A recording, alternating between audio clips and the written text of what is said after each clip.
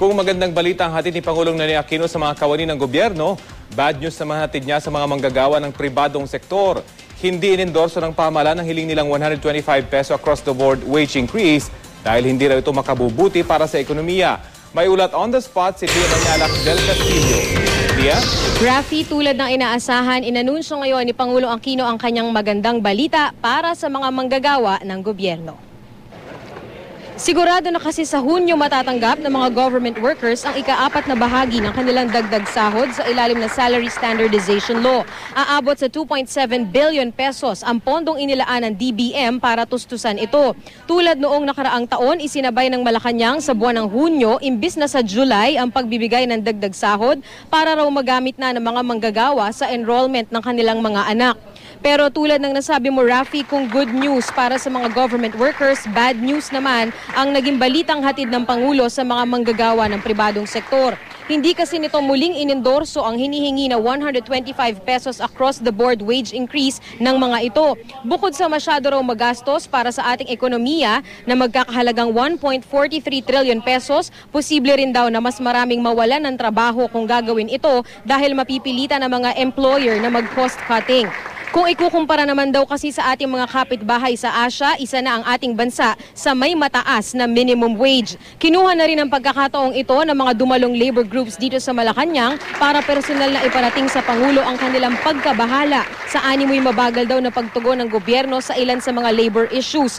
Una na raw dyan ang problema pa rin ng kontraktualisasyon at ginawa na lang halimbawa ang kaso ng PAL Employees Association o PALEA. Dapat din daw i-review ng Pangulo ang EPIRA at Oil Deregulation Law para makaluwag naman ang mga manggagawa sa matataas na presyo ng bilihin. Pero pagmamalaki ni Pangulong Aquino, bagamat patuloy na tumataas ang presyo ng gasolina, hindi naman daw tumataas ang presyo ng iba pang bilihin. Agad ding sinagot ng Pangulo na minamadali na ang open access sa ilalim ng EPIRA Law para makapasok ang iba pang supplier ng kuryente at mapababa ang halaga nito. Bukas din ang Malacanang sa pagre-review ng Oil Deregulation Law. Tinitiyak din ng Pangulo na binabantayan na ng DOLE ang issue ng kontraktualisasyon. Pero sa kaso ng PALEA, bagamat nakikisimpatya raw ang Pangulo, ay wala na silang magagawa dito. Kinastigo rin ng labor groups ang Pangulo sa mabagal daw na paggastos para sa infrastructure projects kaya naaantala ang pagkakaroon ng mas marami pang trabaho. Narito ang naging pahayag ng representative ng labor group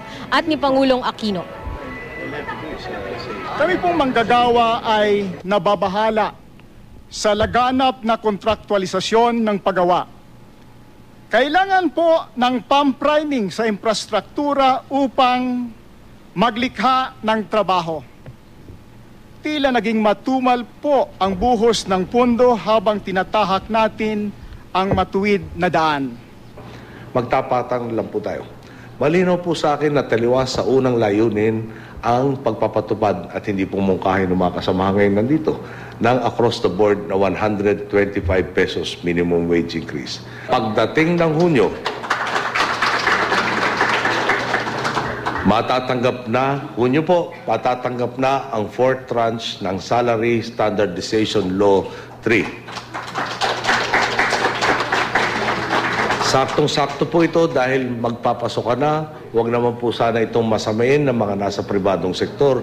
Rafi, para sa taong ito, 1 milyong bagong trabaho ulit ang target ng gobyerno. Aabot naman sa 15 na labor groups ang dumalo dito sa dialogo na ginawa sa Malacanang. At pagkatapos nga nito ay dumiretso na si Pangulo Aquino sa job fair dyan sa Pasay. Yan munang latest mula dito, balik sa iyo, Rafi. Lia, meron bang kinatawan yung mga labor groups na nagrally malapit dyan ngayon sa Malacanang, sa may Mendiola? Actually, Rafi, dun sa 15 labor groups na dumalo sa dialogo dito sa Malacanang, kapansin-pansin na wala ni isa doon sa mga militanteng labor group na nakikita nating nagrarally ngayon sa mga kalsada ang pumunta para makibahagi sa dialogo. Hindi lang natin malaman kung naimbitahan din ba sila ng Malacanang at hindi lamang dumalo. Rafi? Okay, maraming salamat, Lia Manyalak del Castillo.